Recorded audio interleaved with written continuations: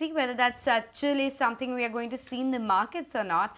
Nooresh Mehrani as well as Kunal Bothra is always with us on the technicals. Kunal, hi, good morning. To begin with, the mood has become a bit tempered after that big Friday move. Yesterday there was consolidation.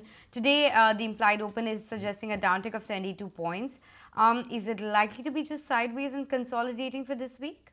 Yeah, likely to be sideways in consolidation, and also I think the bias after Friday's price action move, the V-shaped recovery, seems to be shifting back again on the upside for the indices. So it's just that we are taking a pause at a particular resistance point, which is 24,750 mark, which is also the 50% retracement from that 3,000 odd point correction, which the index had seen in the last 2-3 months from September highs.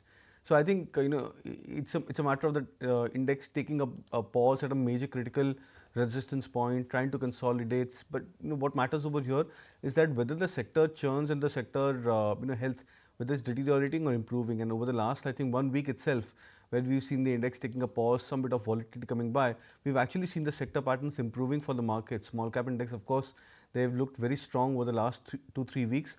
But then on an average, we've seen, for example, we saw the cement stocks doing pretty well previous week. This week start, we've seen the real estate stocks making a very strong comeback. So when you have those individual sectors which tend to make a comeback when the index is consolidating, that indicates that the bias should remain on the upside and the bullish side. Okay, bias seems to be on the bullish side. Nooresh, do you concur with that assessment? What is it that you're working with, given the kind of cues as well that we're getting from Wall Street?